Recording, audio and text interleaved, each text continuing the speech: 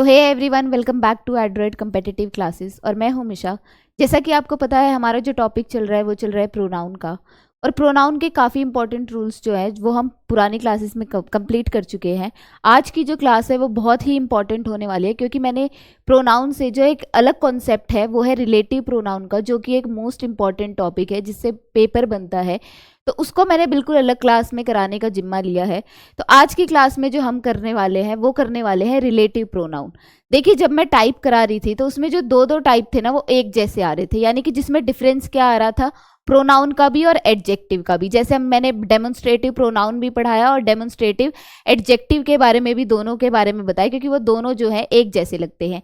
Same ऐसे ही कि हमारा रिलेटिव प्रोनाउन जो होता है, देखिए रिलेटिव प्रोनाउन क्या होता है। आपको जो रिलेटिव प्रोनाउन को मैंने प्रोनाउन का जब टाइप बता रही थी, और फर्स्ट वीडियो जो इंट्रोडक्शन थी उसमें मैंने प्रोनाउन और उसके टाइप बताए थे, और उसमें मैंने वहां पे भी मार्क किया था कि जो हमारा रिलेटिव प्रोनाउन है वो सबसे इंपॉर्टेंट टॉपिक है। तो देखिए, रिलेटिव प्रोनाउन होते कैसे हैं, वो दिखते ऐसे हैं, इंटैरोगेटिव एडजेक्टिव की तरह दिखते हैं।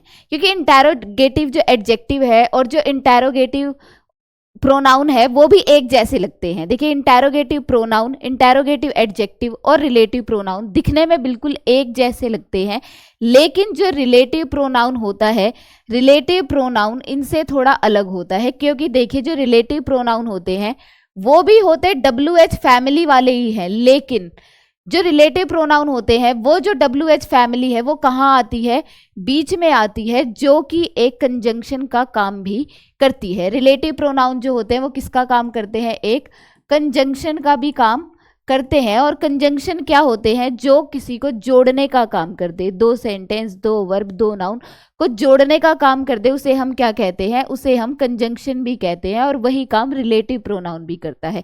देखिए, अब देखिए, जो हमारा इंटैरोगेटिव प्रोनाउन होता है ना वो भी WH फैमिली की तरह ही होता है। वो भी किसकी तरह होता है, WH फैमिली की ही तरह। जैसे हु का मतलब क्या होता है, हु का मतलब होता है कौन। जैसे मैं कहूँ हु आर यू, जैसे कि मैं क्या कहूँ, हु आर यू। देखिए, अगर ये WH फैमिली से सेंटेंस स्टार्ट हो जाए, यानी कि स्टार्टिंग में आ जाए और उसके पीछे साइन किसका आ जाए, इस वाले का साइन आ जाए, जो आपसे क्या पूछ रहा है, क्वेश्चन पूछ रहा है, यानी इंटैरोगेट कर रहा है। इंटैरोगेट कौन करता है, पुलिस जैसे इन्वेस्टिगेशन करती है तो वो इंटैरोगेट करती है, यानी कि प्रश्न पूछती है। यानी कि क्या पूछती है, प्रश्न या क्वेश्चन पूछती है। तब वो यही पूछती है, who are you, where are you going, how are you doing, तुमने ये कैसे किया, यानी क्राइम होते वक्त तुम कहाँ थे, कौन हो। तो ये सब क्या होते हैं, इंटैरोगेटिव होते हैं। वट क्या होता है, वट होता है क्या, वेयर क्या होता है कहाँ। और देखिए, इन सब के पीछे साइन किसका आ रहा है, इस चीज का आ रहा है। ये क्या दिखाते हैं, हमेशा इंटैरोगेटिव प्रोनाउन दिखाते हैं। क्या देते हैं, इंटैरोगेटिव प्रोनाउन। व्हेन क्या होता है, कब, व्हेन क्या होता है कब, जो किसको बताता है, समय को बताता है। वाई क्या होता है, क्यों। जैसे मैं कहूं कि why are you not coming yesterday, why are you not coming yesterday, तब आप क्या बोले कि मैं कल क्यों नहीं आया था, या मैं क्यों नहीं आ रहा, क्योंकि मैं बीमार था। तो आप क्या बता रहे हैं, रीजन बता रहे हैं। तो वाई क्या होगा, क्यों। और मैं आपसे क्या पूछ रही हूँ, क्वेश्चन पूछ रही हूँ। और हाउ का मतलब होता है कैसे। तो ये जो WH फैमिली होती है, अगर ये स्टार्टिंग में लग जाए और उसके पीछे क्या आ जाए, क्वेश्चन मार्क आ जाए, जो हमेशा क्या डिनोट करता है, इंटैरोगेटिव प्रोनाउन। लेकिन अगर यही WH फैमिली कहाँ आ जाए, बीच में आ जाए, जो कि क्या बताता है, रिलेशन बताता है, उसे हम क्या बोलते हैं, रिलेटिव प्रोनाउन बोलते हैं। क्योंकि वो हमेशा क्या करता है, दो सेंटेंस को जोड़ता है। तो ये इन दोनों में एक डिफरेंस था कि रिलेटिव प्रोनाउन और इंटैरोगेटिव प्रोनाउन जो दिखने में एक जैसे लगते हैं, लेकिन इन दोनों में सिर्फ एक यही डिफरेंस होता है कि अगर ये स्टार्टिंग में लग जाए और पीछे क्वेश्चन मार्क आ जाए तो ये इंटैरोगेटिव प्रोनाउन होते हैं। और अगर ये बीच में आ जाए और दो सेंटेंस के बीच में उसको जोड़ने का काम कर रहे हैं और उसमें रिलेशन बता रहे हैं, यानी कि जो पहला सेंटेंस होगा वो दूसरे सेंटेंस पे डिपेंड करेगा, उसे हम क्या बोलते हैं, रिलेटिव प्रोनाउन बोलते हैं। अब देखिए, इसमें आपको सिर्फ दो बातें याद करने की जरूरत है। वो क्या याद करने की जरूरत है कि देखिए, सबसे पहले यहां पे आपका होगा एक रिलेटिव प्रोनाउन, यानी कि बीच में आपका क्या होगा, एक रिलेटिव प्रोनाउन, और उसको दो सेंटेंस से जोड़ा जाएगा। तो इधर एक सेंटेंस होगा और इधर एक सेंटेंस होगा। लेकिन मैं आपको बता देती हूँ उन सेंटेंस को कहा क्या जाता है। इधर वाले सेंटेंस को, जो आपके लेफ्ट हैंड साइड पे, अगर मैं इस तरफ हूँ तो ये वाला जो सेंटेंस होगा वो मेरा लेफ्ट हैंड साइड है, और इधर वाला जो सेंटेंस होगा वो मेरा राइट हैंड साइड है। लेकिन अगर ऐसे बता रही हूँ तो ये मेरा राइट हैंड साइड है और ये मेरा लेफ्ट हैंड साइड है। तो अब देखिए, जो इस साइड का जो सेंटेंस होता है उसको हम क्या बोलते हैं, पीसी, यानी कि प्रिंसिपल क्लोज। क्या बोलते हैं, प्रिंसिपल क्लोज। लेकिन अगर हम यही अगर डायरेक्ट इनडायरेक्ट में पढ़ रहे हैं, ये बात मैं आपको वहां पे भी बताऊंगी, तब हम एक को बोलते हैं कि इनडायरेक्ट स्पीच और एक को हम बोलते हैं डायरेक्ट वर्ब या इनडायरेक्ट वर्ब। तो वो हम नरेशन में करेंगे, लेकिन यहाँ बात हम रिलेटिव प्रोनाउन की कर रहे हैं, तो वहां पे हमें बस ये याद करना है कि इधर वाले सेंटेंस को हम प्रिंसिपल क्लोज कहते हैं और इधर वाले सेंटेंस को हम एससी यानी कि सब ऑर्डिनेट क्लोज कहते हैं। क्या कहते हैं, सब ऑर्डिनेट क्लोज कहते हैं। बस हमको याद करना है कि दो सेंटेंस में पार्ट डिवाइड होंगे और बीच में उसको जोड़ा किससे जाएगा, रिलेटिव प्रोनाउन से जोड़ा जाएगा, यानी who, which, that, where, when, why, ये सब किस में आएंगे, बीच में आएंगे। अब देखिए, इसमें जो रिलेटिव प्रोनाउन में हमको जो इंपॉर्टेंट पार्ट पे पढ़ना है ना, वो पढ़ना है हु, विच और दैट। पढ़ाऊंगी मैं आपको सारे ही, लेकिन इन तीन कॉन्सेप्ट को अच्छे से पढ़ना है, क्योंकि पेपर रिलेटिव प्रोनाउन से अगर पूछता है तो वो इन तीनों से ज़्यादा पूछता है, तो इसलिए इन तीनों पे थोड़ा ज़्यादा ध्यान देना है। तो सबसे पहला जो हम रिलेटिव प्रोनाउन पढ़ रहे हैं वो पढ़ रहे हैं, देखिए रिलेटिव प्रोनाउन करता क्या है। पहले देखिए, रिलेटिव प्रोनाउन अपने से ठीक पहले आने वाले नाउन यानी एंटीसीडेंट के बदले में आता है। मैं आपको सीधा सीधा अगर सिंपल लैंग्वेज में बताऊं तो देखिए, जो हमारा इधर प्रिंसिपल क्लोज होता है उसमें जो मेन नाउन होता है वही उसी के लिए हम क्या लगाते हैं, अपना रिलेटिव प्रोनाउन लगाते हैं कि काम कौन कर रहा है और किसके द्वारा हो रहा है और किसको मेन कॉन्सेप्ट यानी मेन सब्जेक्ट पे काम दिया जा रहा है, उसके लिए हम क्या करते हैं, हमेशा अपना रिलेटिव प्रोनाउन लगाते हैं। साथ ही ठीक अपने से ठीक पहले आने वाले नाउन से संबंध भी स्थापित करता है। यही मैंने बताया कि जो हमारा मेन नाउन होगा ना, जिसको वो एंटीसीडेंट करेगा, उसी के लिए हम क्या लगाते हैं, अपना रिलेटिव प्रोनाउन लगाते हैं। और देखिए, रिलेटिव प्रोनाउन को और इंटेरोगेटिव में इसीलिए मैंने डिफरेंस बताया कि जो हमारे WH फैमिली होते हैं ना, वो बताते हैं कौन, कहाँ, कैसे, किसने, किसका, ये बताते हैं। लेकिन अगर हम इसको रिलेटिव प्रोनाउन के फॉर्म में बोल रहे हैं और WH फैमिली बोल रहे हैं, तब हम इसको प्रोनाउंस क्या करेंगे, जो, जिसने, जिसका, जिसे। इस तरीके से इसे प्रोनाउंस करके हम क्या करेंगे, अपना सेंटेंस बोलेंगे। ठीक है, इसे हम इसीलिए कहते हैं रिलेटिव प्रोनाउन। अब देखिए, जो सबसे पहला हमारा रिलेटिव प्रोनाउन है और इम्पोर्टेंट है वो है हु। वो क्या है, हु। अब देखिए, हु का मतलब क्या होता है, वैसे तो होता है कौन, अगर हम इंटेरोगेटिव प्रोनाउन में बात करें, इंटेरोगेशन में बात करें।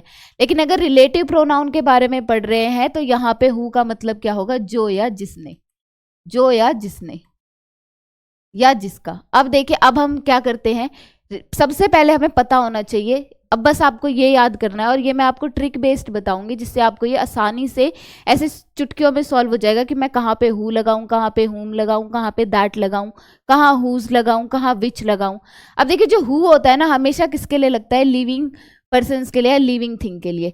मैंने आपको एक डिफरेंस बताया था कि नॉन लिविंग थिंग क्या होता है और लिविंग थिंग क्या होता है। देखिए, लिविंग थिंग क्या होते हैं, लिव यानी कि जो जी सकते हैं और जो सांस लेते हैं, जो भी चीज़ जो भी सांस ले सकते हैं उसे हम क्या कहते हैं, लिविंग थिंग्स। और नॉन लिविंग थिंग्स वो होते हैं जो सांस नहीं ले सकते।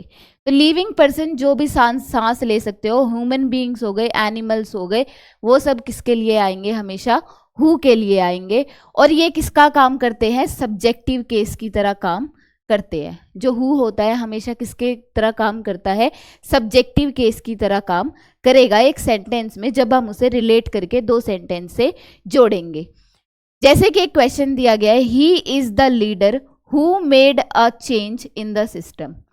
He is the leader who made a change in the system. अब देखिए, यहां पे उसने हु दे दिया, हमको पता चल गया WH फैमिली अगर बीच में लग रही है, हु, विच, दैट जब भी आ जाए, वाई, वेयर, व्हेन, तो हमेशा एक सेंटेंस इस तरफ होगा और एक सेंटेंस इस तरफ होगा। इस सेंटेंस को हम कहते हैं PC यानी कि प्रिंसिपल क्लोज, और इस सेंटेंस को हम कहते हैं SC, वो क्या होता है, सबऑर्डिनेटिव क्लोज। अब देखिए, अब हमको क्या करना है, he is the leader who made a change in the system. अब जो ये लीडर है ना, इसकी बात हो रही है, ये हमारा मेन नाउन है जो कि एंटीसीडेंट कर रहा है और उसी के अकॉर्डिंग, और ये जो लीडर है, द लीडर जो है ये क्या है, एक लिविंग थिंग है, इसीलिए हमने यहाँ पे क्या लगाया, हु लगाया। वो हमको ऑप्शन दे देता हु लगाए या दैट लगाए, इसीलिए मैंने मेंशन किया हु, दैट और विच जो है वो मोस्ट इंपॉर्टेंट है, क्योंकि जो दैट होता है ना वो लिविंग थिंग के लिए भी लगता है और नॉन लिविंग के लिए भी लगता है। ये मैं आपको अभी आगे आने वाले में बताऊंगी, लेकिन अभी हम हु का कॉन्सेप्ट पढ़ रहे हैं, तो ये मैंने एक छोटा सा डिफरेंस बता दिया। जो हु होता है वो किसके लिए लगता है, लिविंग थिंग्स के लिए लगता है, और मेन नाउन जो एंटीसीडेंट करेगा उसी के लिए हम क्या लगाते हैं, हु लगाते हैं। और एक और तरीका है, देखिए जो हु होता है ना, मैंने अभी कहा वो सब्जेक्टिव केस, यानी एक सब्जेक्ट का काम करेगा। किसका काम करेगा, एक सब्जेक्ट का काम करेगा। एक सेंटेंस को बनने के लिए हमें 3 चीजों की जरूरत होती थी, किसकी, सब्जेक्ट, वर्ब और फिर ऑब्जेक्ट। इन 3 चीजों की जरूरत थी।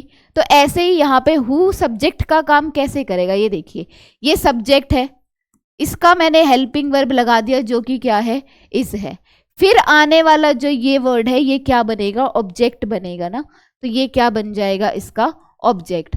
अब हम फिर से एक सेंटेंस स्टार्ट कर रहे हैं, जो 2 सेंटेंस को जोड़ रहा है उसे हम क्या कहते हैं, रिलेटिव प्रोनाउन। तो ये लग हमें रिलेटिव प्रोनाउन रहा है, लेकिन ये यहाँ पे काम किसका कर रहा है, ये एक सब्जेक्ट का काम कर रहा है, जो एक नेक्स्ट सेंटेंस को बनाने का काम कर रहा है और साथ ही साथ उसको जोड़ भी रहा है। तो ये हु यहाँ पे क्या है, एक सब्जेक्ट केस है और साथ ही साथ रिलेटिव प्रोनाउन भी है। देखिए, who made a change in the system. क्या मैंने दोबारा से द लीडर लगाया या दोबारा से मैंने कोई सब्जेक्ट पिक किया, नहीं किया, लेकिन मैंने इस हु को एक सब्जेक्ट बना के नेक्स्ट सेंटेंस को रिप्रेजेंट कर दिया। तो ये हु यहाँ पे क्या हो गया, रिलेटिव प्रोनाउन। नेक्स्ट है the boy who came here is a player. The boy who came here is a player. फिर से यहाँ पे क्या लगाया, हु लगाया, और यहाँ पे क्या है, द बॉय। क्या ये है लिविंग थिंग, क्या ये है लिविंग थिंग, बिल्कुल है, इसीलिए हमने यहाँ पे क्या लगाया, हु लगाया। ये था हमारा हु का केस, जिसका मतलब क्या है, जो या जिसने। जैसे कि देखिए, ही इज द लीडर, कि यह वो लीडर है जिसने, जो क्या कर सकता है, सिस्टम में चेंज ला सकता है, जो कि सिस्टम में चेंज ला सकता है। नेक्स्ट है हमारा दैट। नेक्स्ट क्या है हमारा, दैट। इसका भी मतलब वही, जो या जिसने, लेकिन देखिए ये लगता लिविंग थिंग्स के साथ भी है और नॉन लिविंग थिंग्स के साथ भी। अब हम कंफ्यूज हो जाते हैं और बच्चे भी कंफ्यूज हो जाते हैं, क्योंकि जब वो ऑप्शन अगर कर देगा या एरर बनाएगा तो वो ऑप्शन में हु भी कर दे या दैट कर दे, तो मैं क्या लगाऊं, क्योंकि दोनों ही लिविंग थिंग्स के साथ लग रहे हैं। तो अब कैसे करेंगे, तो इसके लिए मैंने यहाँ पे कुछ इंपॉर्टेंट वर्ड मेंशन किए हैं कि जिनके आपको, ये वर्ड अगर आपने याद कर लिए तो आप कभी भी दैट में कंफ्यूज नहीं होगे, क्योंकि जो पेपर में पूछे जाने वाले वर्ड है वो इनसे बाहर कहीं भी नहीं देता, वो इन वर्ड से बाहर पेपर कभी भी नहीं देगा दैट को, अगर वो उठा रहा है तो वो वर्ड कौन कौन से हैं। अगर कोई नॉन लिविंग थिंग आ जाए जो सांस नहीं लग सकते, तब तो आप आसानी से पिक कर सकते हो, लेकिन अगर लिविंग थिंग्स में पर्सन को छोड़ के क्या आ जाए, बर्ड्स आ जाए, एनिमल्स आ जाए, और कौन कौन से वर्ड आ जाए, वन आ जाए, एनी आ जाए, many, all, some, on, same, ये वर्ड है मोस्ट इंपॉर्टेंट पूछे जाने वाला दैट से। मोस्ट इंपॉर्टेंट ओनली वर्ड पूछे जाने वाला मोस्ट इंपॉर्टेंट वर्ड जो कि दैट से पूछता है, जो कि दैट से पूछता है। फिर क्या है, फिर है very, no, few, the few. ये द फ्यू एक साथ है, ये द फ्यू एक साथ है, द और फिर the little, none, nobody, anybody, somebody, nothing, everything, ये सारे वर्ड आ जाए। और मेन है ये सुपरलेटिव डिग्री, और मेन क्या है, ये सुपरलेटिव डिग्री। मैंने आपको एक बार और डिग्री के बारे में बताया है, लेकिन अगर नहीं याद है तो मैं फिर से एक बार और डिग्री को मेंशन कर देती हूँ। देखिए डिग्री क्या होती है, डिग्री जो होती है ना वो एक तरीके से एडजेक्टिव का काम करती है। और मैंने आपको एडजेक्टिव बताया था, क्या एडजेक्टिव क्या होता है, जो नाउन और प्रोनाउन को क्वालिफाई करता है, यानी कि विशेषता बताता है। अब हमें डेफिनेशन तो याद नहीं है, तो अब हम डेफिनेशन को कैसे याद करेंगे। आपको बस एडजेक्टिव याद करना है जो क्या बता दे, किसी के पॉजिटिव और नेगेटिव गुण के बारे में, गुण या दोषों के बारे में बता दे, उसे हम क्या कहते हैं, एडजेक्टिव। क्योंकि किसी की विशेषता सिर्फ अच्छी अच्छी नहीं हो सकती, कुछ बुरी भी होती है, लेकिन वो फिर भी सिर्फ और सिर्फ किस में काउंट होता है, एडजेक्टिव में, यानी कि विशेषता में काउंट होता है। तो उसको ही हम क्या कहते हैं, डिग्री, उसी को हम क्या कहते हैं, डिग्री। अब डिग्री 3 तरीके की होती है, कौन कौन सी, एक होती है पॉजिटिव, एक होती है पॉजिटिव, दूसरी होती है कंपैरेटिव, और तीसरी होती है सुपरलेटिव डिग्री। क्या होती है? Superlative degree. डिग्री का एक पूरा कॉन्सेप्ट एडजेक्टिव में है, क्योंकि वो एडजेक्टिव को ही रिलेट करते हैं ना, क्योंकि हम डिग्री को कहते भी क्या है? डिग्री को हम कहते भी क्या है? डिग्री को हम कहते हैं क्या? एक तरह की का एडजेक्टिव जो गुण और दोष के बारे में बात करे। देखिए पॉजिटिव डिग्री क्या होती है?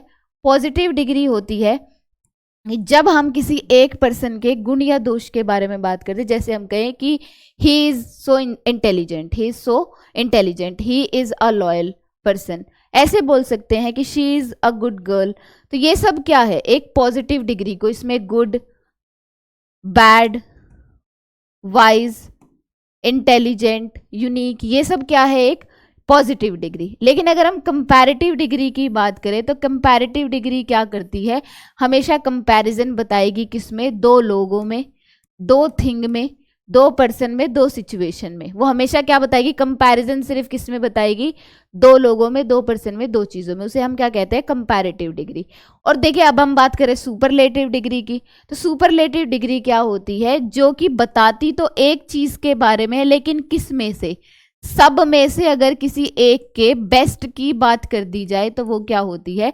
सुपर, यानी कि सुपरलेटिव डिग्री। जैसे कि मैं कहूँ कि पूरी क्लास में से ये जो लड़की है ये सबसे इंटेलिजेंट है, तो ये क्या हो जाएगी? Superlative degree. या मैं कहूँ कि पूरी क्लास में से he is the best person, तो जो दी बेस्ट पर्सन है वो क्या है? एक सुपरलेटिव डिग्री है। जैसे हम कहते हैं ना कि मेरे इन सारे कपड़ों में से ये वाला जो कपड़ा है ये सबसे बेस्ट है, तो ये किस में आ जाएगा? सुपरलेटिव डिग्री में, जिसमें सब चीज़ों को तो बताया जाए लेकिन उसमें से कोई एक बेस्ट बता दिया जाए, उसे हम क्या कहते हैं?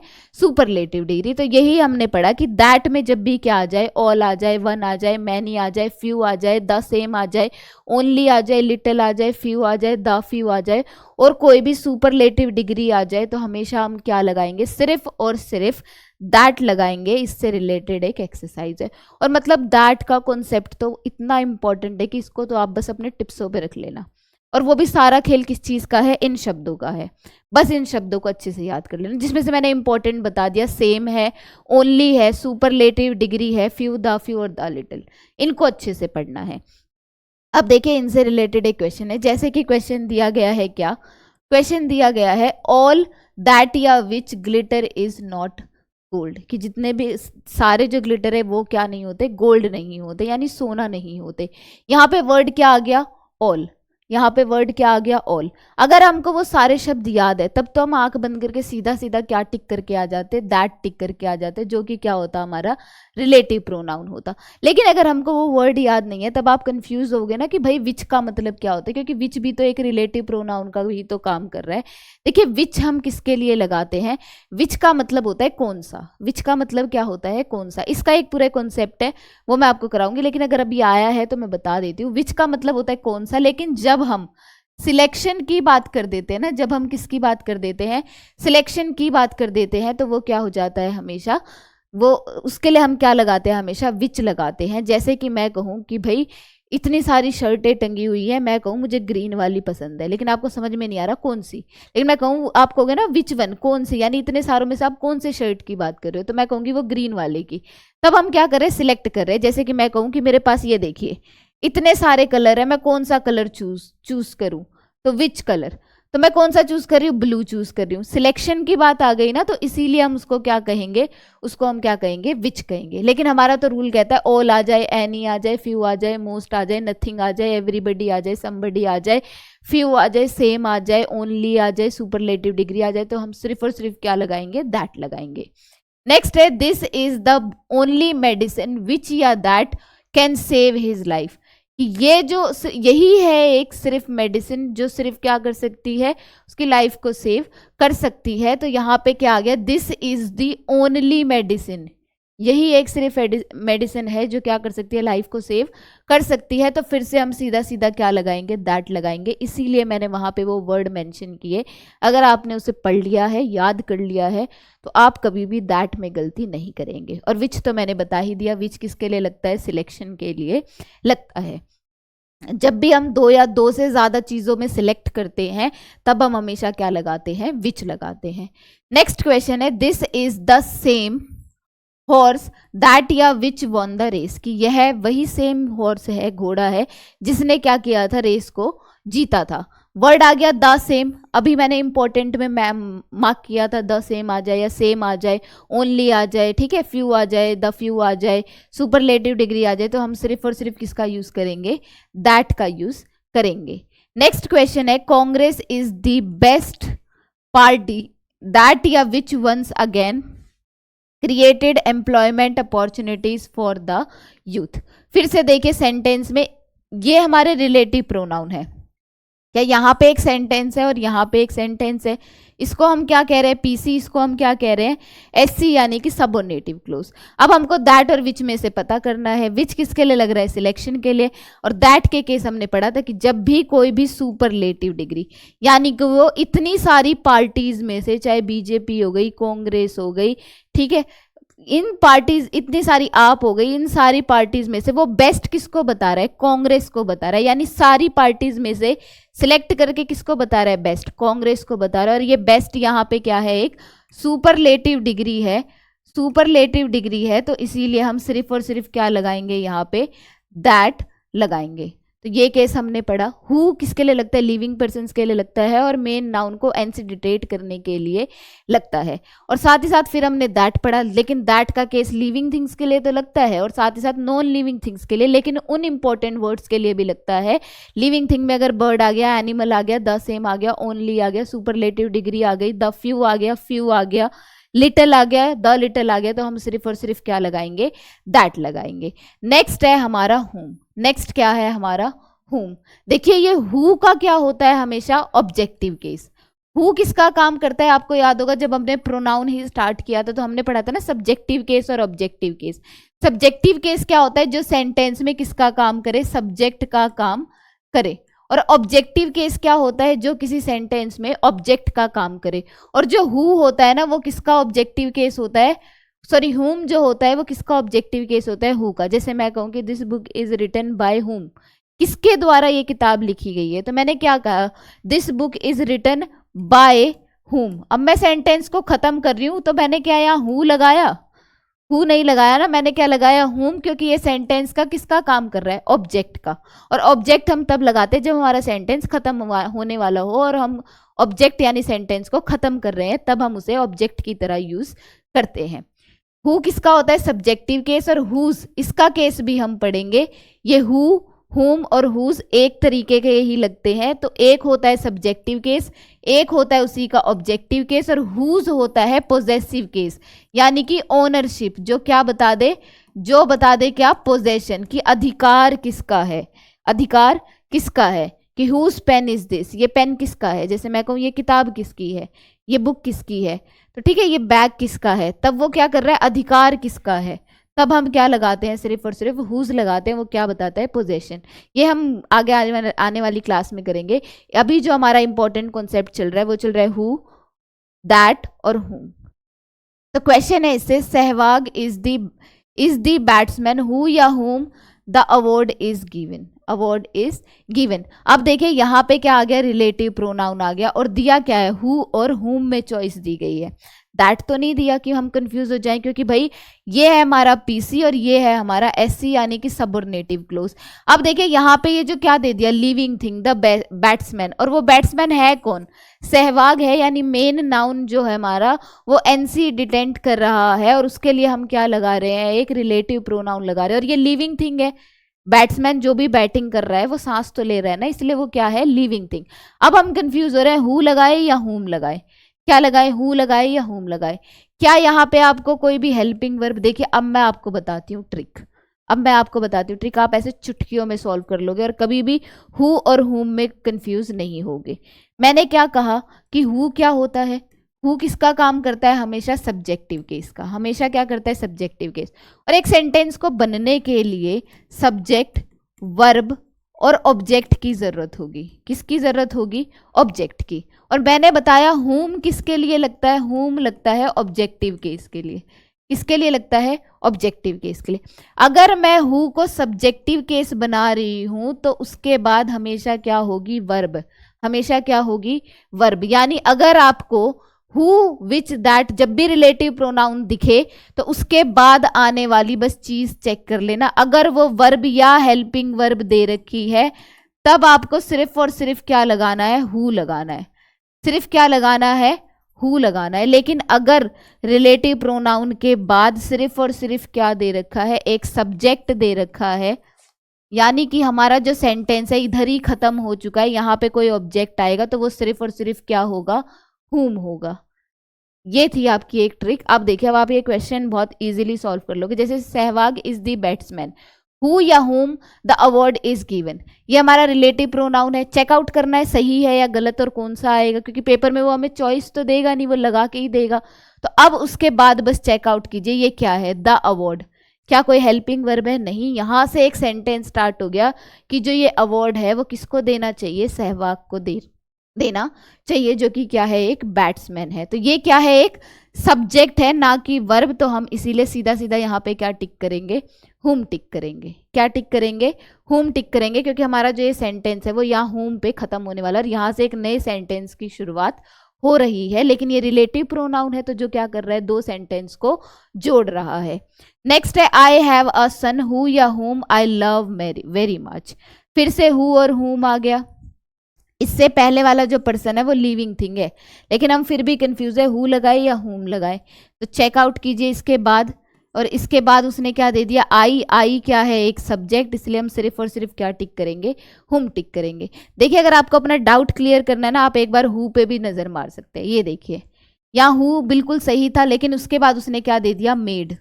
उसने क्या दे दिया, मेड। और मेड क्या काम कर रहा है, एक काम कर रहा है, यानी वर्ब का काम कर रहा है।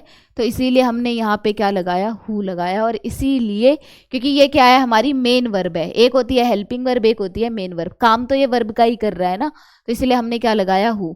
इसके बाद भी देखिए, हु के बाद क्या दे दिया, केम। हु के बाद क्या दे दिया, केम। तो ये यहाँ पे क्या हो जाएगी हमारी, ये हमारी क्या है, मेन वर्ब है, इसीलिए हमने यहाँ पे क्या लगाया था, हु लगाया था। अब आपको ट्रिक समझ आई। अगर आपको हेल्पिंग वर्ब या वर्ब दिखाई देती है तो हम क्या लगाएंगे, हु। और अगर हमें कोई सब्जेक्ट दिखाई देता है तो हम क्या लगाएंगे, हुम। जैसे कि मैं आपको एक एग्जांपल देती हूँ अपनी तरफ से। देखिए, अगर मैं लिख रही हूँ कि I know a boy who या हुम, हु या हुम इज माई फ्रेंड। मैंने आपको एक एग्जाम्पल दिया कि I know a boy who या whom is my friend, relative pronoun आ गया। इसके बाद पीसी में हमें क्या दे रहा है, एक एंटीसीडेंट नाउन दे रहा है, जिसके लिए हम क्या लगाते हैं, अपना रिलेटिव प्रोनाउन लगाते हैं। अ बॉय क्या है, लिविंग थिंग, सांस ले सकता है ना, बिल्कुल ले सकता है। लेकिन हम कंफ्यूज है, हु लगाए या हुम लगाए। अब देखिए, हु हुम के बाद उसने क्या दे दिया, इज। क्या है, ये एक हेल्पिंग वर्ब, लेकिन काम तो वो मेन नाउन के बारे में बात कर रहे हैं कि मैं एक लड़के को जानता हूं जो कि क्या है, मेरा फ्रेंड है, जो कि क्या है, मेरा फ्रेंड है। तो मैं यहाँ पे सीधा सीधा क्या लगाऊंगी, हुम लगाऊंगी, सॉरी क्या लगाऊंगी, हु लगाऊंगी। और अगर मैं एक और एग्जाम्पल दूं तो देखिए कि we know a girl who या हुम, हु या whom, we know a girl who या हुम टीचेस,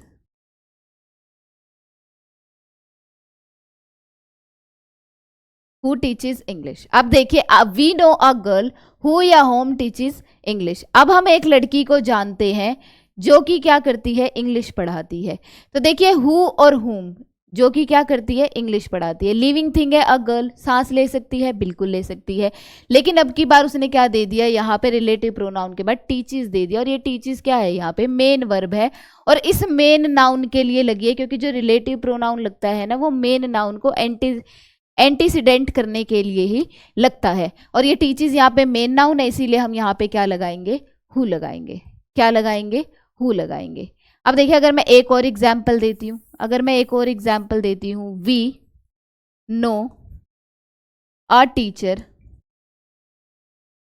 हु या whom we respect the most या द मोस्ट। अब देखिए, अब हम इसमें फाइंड आउट करते हैं।